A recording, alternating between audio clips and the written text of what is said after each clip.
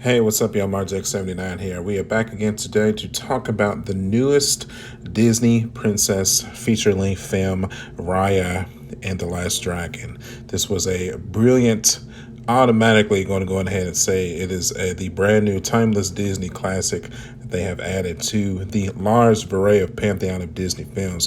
First, I want to talk about the new animated short that Disney produced that happened before the Raya movie. It's called Us Again. It was a brilliant array of dancing and music, kind of a more jazz tuned atmosphere. Kind of reminded me of Soul a little bit, to be honest. It centers on an elderly couple that have sort of lost their way, and the older gentleman of the couple utilizes the rain to kind of find his young self again and dances all night with his partner. It was a beautiful thing to look at. I recommend everybody checking it out before you check out the actual movie.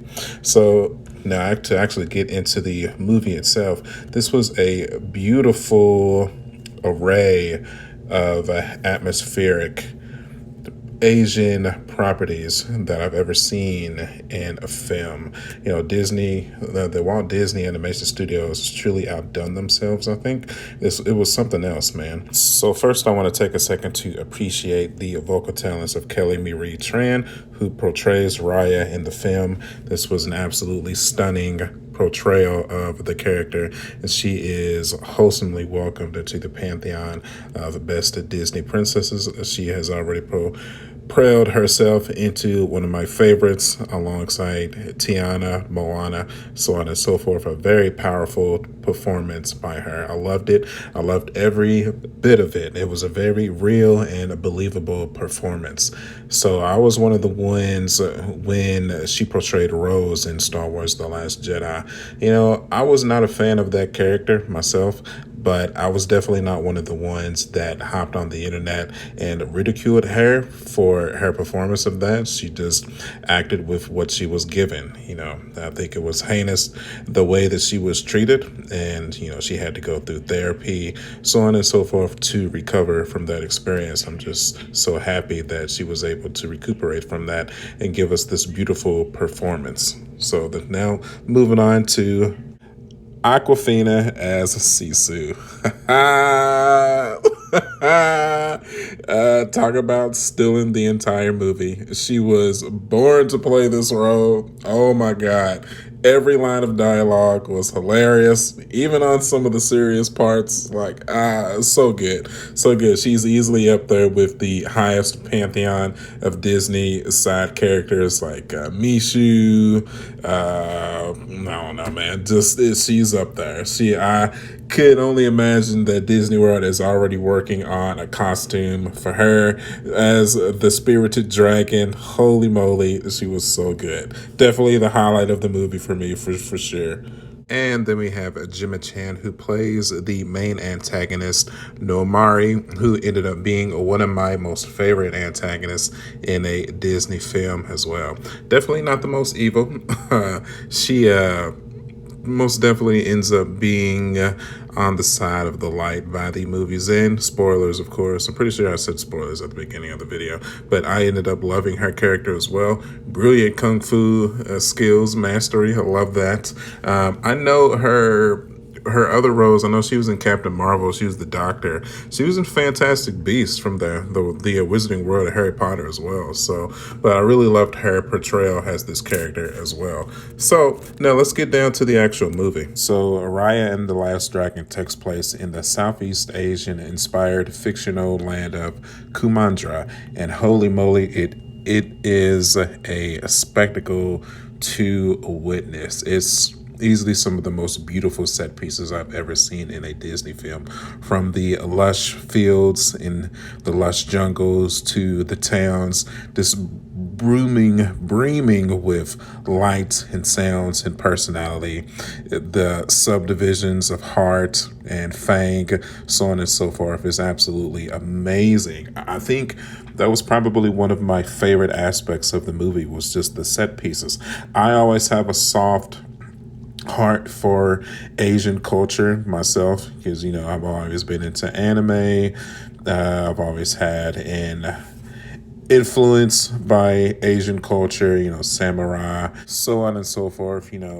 Uh, Japan and China have forever been on my bucket list of places to visit before I pass away from this earth. I was actually planning a trip before the pandemic hit, but unfortunately that put a nail in that coffin. So hopefully, if Earth is ever able to get back to the way it was before, I will be able to make my way out there to visit those countries and see the beauty in real life, but not to stray too far away from the actual movie. The atmosphere and also the music itself, it just pulls you in. That's what makes the best movies, I think. More so than the actual plot. Just if you have a wonderful atmosphere and catchy music, you're gonna be pulled into the film. So the story takes place in the fictional world of Kumandra.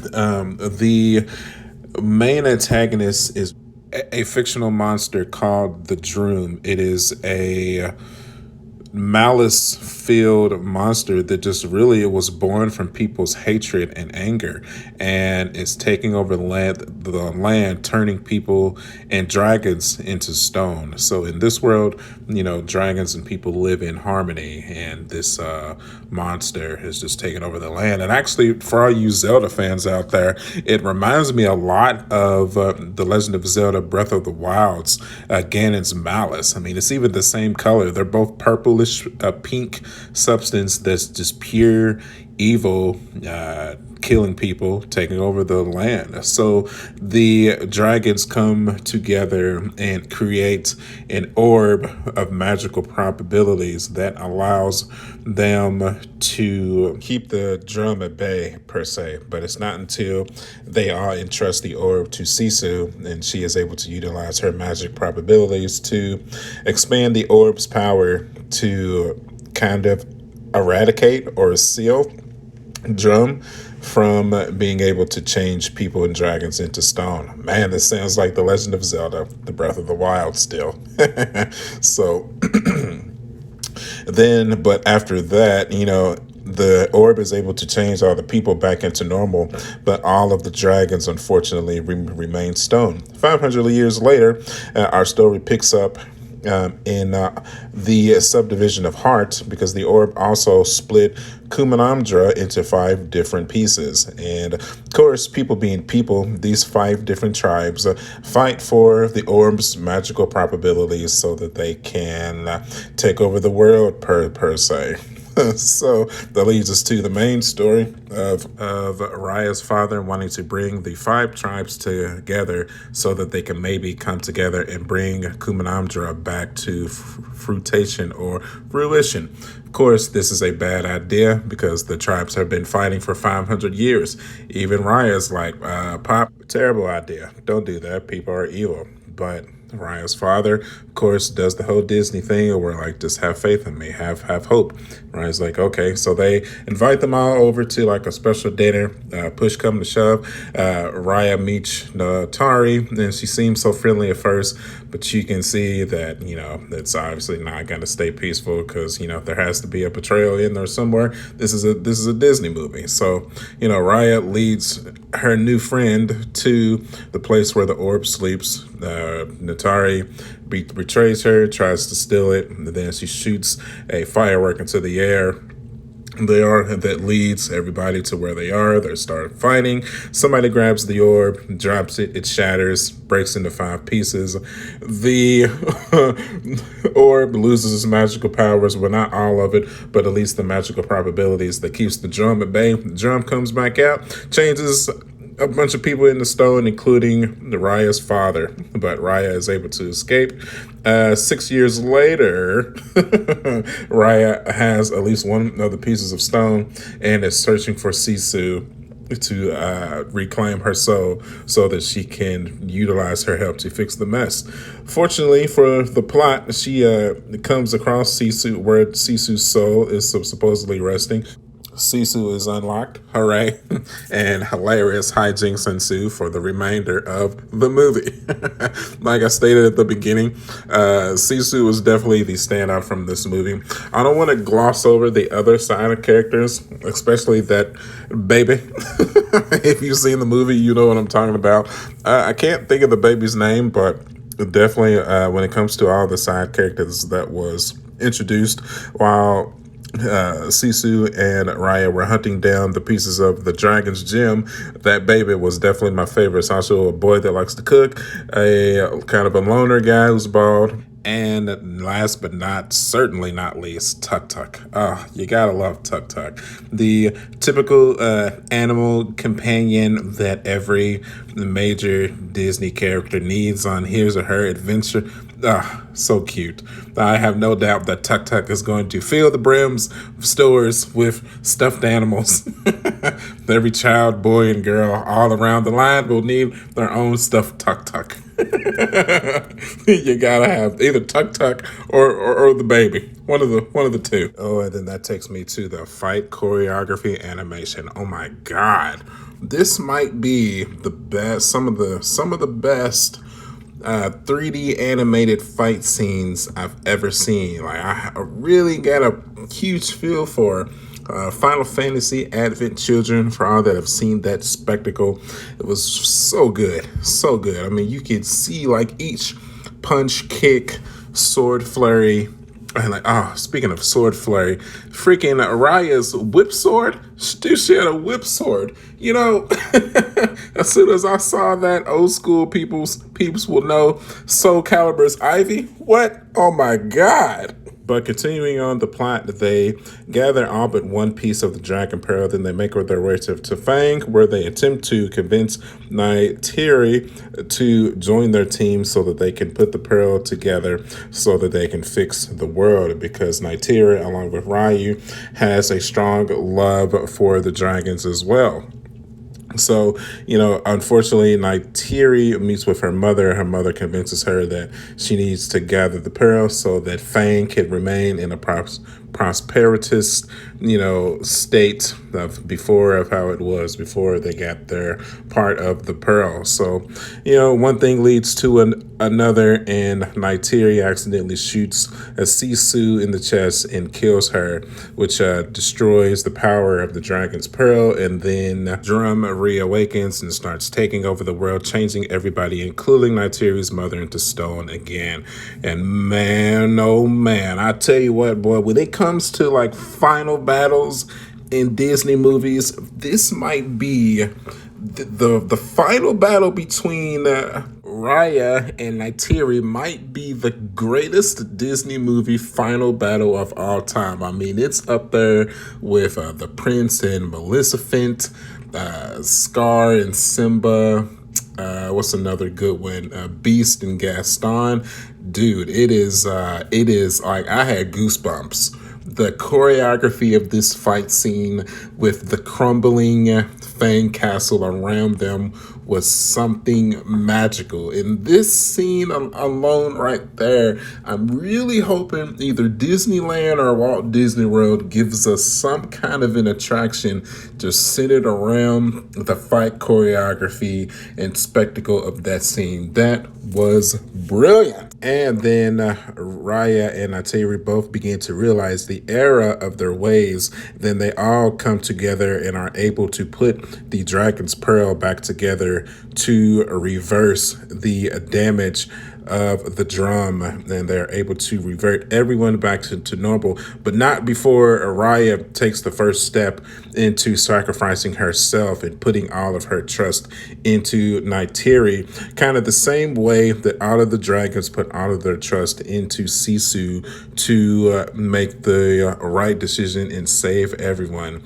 It was a beautiful moment. It was a beautiful Disney moment, in the main moment of the entire movie that puts this up there with the best of the best in the pantheon of Disney films, with being able to trust someone who might one day be your enemy, but could end up being, you know, a close friend or a best friend. You know, it was a movie that brought such it was just good food for the human spirit, man. That's why, I get so much love out of some of the Disney films. Not all of them are perfect, but in my personal opinion, I put Raya and the Last Dragon up there with the likes of Frozen's and your Moanas and your Tangles and the Lion King and Disney's best. This was a masterpiece of an animated movie. I loved it. I really did. And I hope that, people really try to get out to the theaters, even with the pandemic. I took my family to the movie theaters to see this. I'm so glad that I did. I'm thinking about purchasing it on Disney Plus as well, just to support the movie even further. Probably not going to see a sequel on this. I kind of feel like they've told Raya's story. I don't really see them being able to get anything else out of it. So I feel like that's kind of where, movies like Frozen are able to continue its dominance when it gets that sequel. But hopefully it will have enough magic to remain in people's hearts, even with just a single release to, hold its dominance in the pantheon of Disney films. I just hope that, the Imagineers at Disneyland or Disney World add some kind of an attraction or restaurant so that we can relive this movie forever. So, did I think this movie was worth the $30 Disney Plus premium price to experience? Obviously, yes. I love this movie. I feel like this is one of Disney's best. I definitely enjoyed this movie more so than Mulan last year. And I'd be very hard pressed to see anybody release an animated movie better than Raya and the Last Dragon this year. That includes Pixar and DreamWorks. And that's going to do it, man. So as always, thanks everybody for watching, especially if you made it all the way through the video from start to finish. I put a lot of thought into this review. Hopefully you have enjoyed this run through of this spoiler-revealed video of Raya and the Last Dragon. I hope I am able to enjoy this movie for many years to come. So as always, thanks everybody for watching. Follow me at youtube.com/marjack79. I'm also on Facebook, Instagram, and Twitter. And as always, I will see you guys on the next one. I'll catch you guys later. Bye.